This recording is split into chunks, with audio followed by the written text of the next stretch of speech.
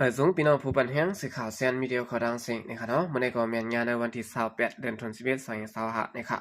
บุญดาเนอร์รายการข่าวตอนได้เดียวตั้งข่าวเอาเกี่ยวกับเรื่องเสียเซตออนโหจะเทศบางเวิร์กช็อปตาหางเห็นบางกลุ่มดวงเสื้อสัตว์สิ่งใต้นะครับเดี๋ยวดังข่าวเอาในเซียวก็มาผักตอนปั้นพี่น้องเขากว่านะครับอยู่ดีของเสียวขึ้นจึงได้ดับซึกจึงได้เสียเซตเนี่ยเนาะออนโหนำนาจุ่มการเมืองการซึกแลมุกจุ่มสังขาไตจุ่มตรงวงกวนไตและกวนเมืองในเมืองนอกเมืองสิแลจะเฮ็ดบางเวิร์กช็อปตาหางแฮนบางกลุ่มหลงเจอสัตว์จึงไตดีวันนาสาเลจีเบียงเมืองปั่นวาในค่ะเกี่ยวกับเรื่องในสิแลของการข่าวได้รอดแล้วออกไว้ว่าตั้งแต่ในวันที่23เดือนธันวาคม2025ต่อพอถึงในวันที่27เดือนธันวาคม2025ในครางหาวันในนอกของสิวขึ้นจึงไตเสียเซตไลออนโหนำนาจะเฮ็ดบางเวิร์กช็อปหางแฮนลงหน้าตาปางกุมลงเจอสัตว์จึงไต้สิแล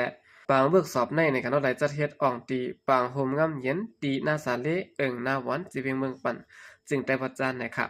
ดีเนอร์บางเวิร์กช็อปในคณะต่างภายหมกจุ้มของสิวขึ้นจึงไต้เตมีโฮเปาลงเสียเซตสอมซึกหลงสยดซึกผู้เข้ากกรรมการป้องกันหลง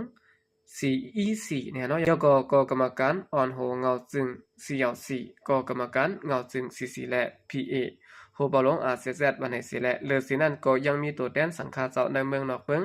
ผู้แทนกนเมืองและต่างโตจีเวียงในจึงใต้กนหนุ่มใต้หมกจุ่มเจ้าคือใต้จุ่มผู้นำใน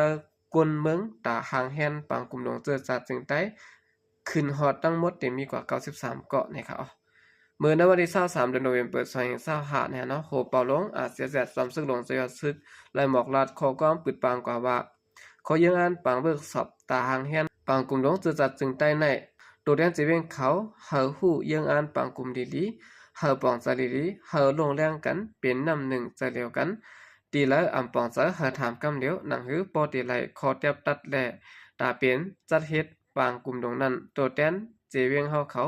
หลูปอกมือดึกส่วนซับแรงเหนขึ้นกวนเมืองเฮาเฮาหมอปองใจลีว่าในครับนอกเลยสิแน่ก็ได้รอดแล้วออกข่าวไปป้าแทงว่าครูจ่ายเงิน PA โหปอลงเสียเสร็จก็ไล่ซับแรงแหนลองแผนการตาเพิ่มแถมข้อมูลและปืนฮู้ที่มีอยู่6ข้อ1ลองยังอ่านและคักการบางกลุ่มของเสื้อสาจึงใต้2ลองแพทตะแด3ลักเปิงแพทตะแดเมืองใต้33ข้อ4เปิงเลิกโตแตนก้นเมือง5สภาวะและปุนพรสภา6ลองหมายมีลักเมืองจิมจะไหนอยู่นะครับลองติดจะเทศบางกลุ่มลงเสื้อสาจึงใต้ในคณะอำจะดอนตาจะคือใต้คือเลี้ยวติเป็นตอนจะเจ้าคือทางเสียงอันอยู่โฮมเนจึงใต้ในหูสมังในนะครับไว้เสียบางเบิกสอบเยาวตัวดีงามอยู่นั้นผู้ใหญ่ก้นหลงเสียและก้นเมืองไหลกินข้าวหมู่กันเสียและมืดคือจำเจอกันหรือเก่ากว่าอยู่ในไหลหันตั้งห้องการข่าวได้ลดแล้วออกไว้หนังในนะครับคันนี้ก็เป็นข่าวเงาลองตัวหนึ่งตั้งภายตับซึกจึงใต้เสียเสร็จเขานะฮะเนาะ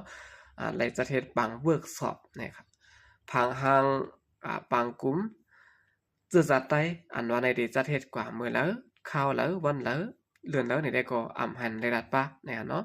บางเวิร์กสอบบอกกำในนะครับที่เรียกว่าเป็นตาหางเฮียนบางกลุ่มดวงจื้อจัดไต้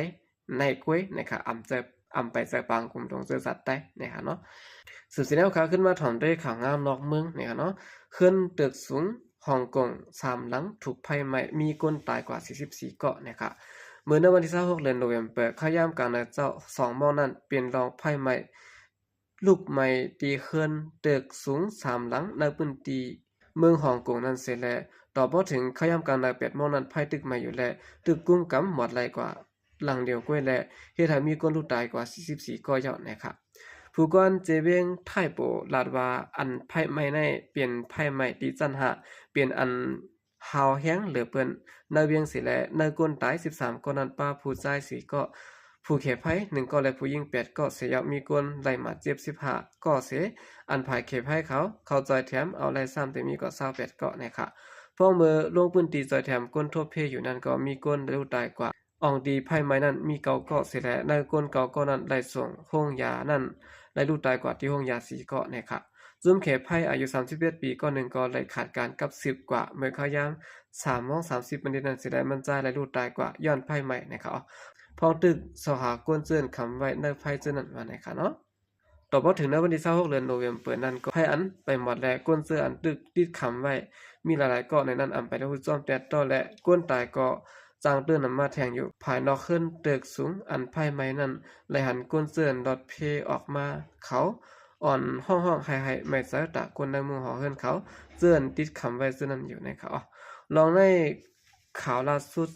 ในวันที่27โดนนนเป็นในก็ไล่ฮู้ว่ามีคนตายทั้งหมดที่มีอยู่44ก่อและมีคนเสื่อนตึกติดคำไว้เปลี่ยนหือตายหือไปฮู้ย่อมเหมาะ2 ปากก่อนในวันในเขาคันนี้ก็เป็นข่าวงาวในค่ะเนาะต่างภายข่าวนอกเมืองนะครับภายใหม่กว่าที่ฮ่องกงตึกซึ่งน่ะที่เป็นตึกอยู่รวมกัน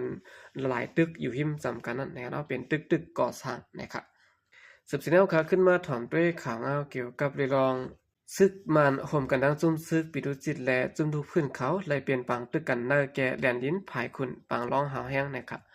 ปอดเนอแก่แดนดินจะภายคุณในปางร้องจึงได้ปอดจานนั้นย้อนไปว่าภายซึกมาในดังซึกปะโอเพียนโอเขา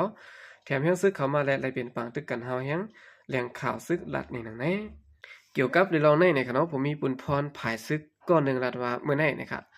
กำสืบยืกองลงเติมมาเขาเดี๋ยวตอนเขายามไว้วันนั้นมาต่อพอถึงยามเดียวในปางตึกเปลี่ยนอยู่ค่ะลัดนี่หนังแน่ในวันที่26เดือนโนเวมเบอร์2025ในก็ย้อนเปิดซึกมาในดังซึก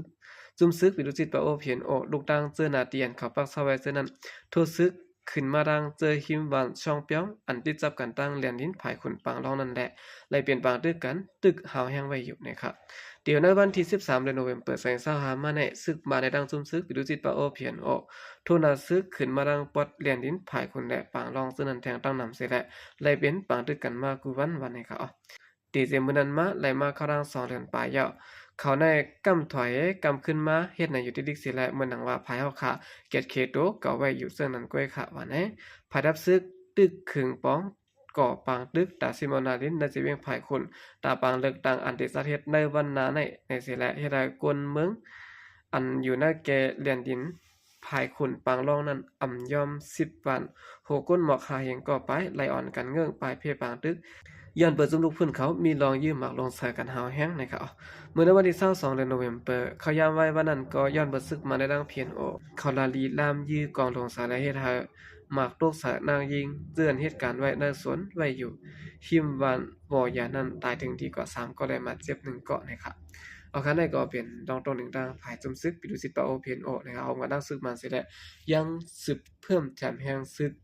ได้เป็นบางดึกกันดังจุ่มซึลูกพื้นเขาอยู่หาวแห้งนะครับค่ะกำลังเสนอก็ยินจมนับยามมาคงมันถึงพี่น้องผู้กำเทียมปัญหาก็ดังเสียงอยู่ค่ะยินจมนับยามมีนำเสข่าวสารก็เรียกมาส่งค่ะ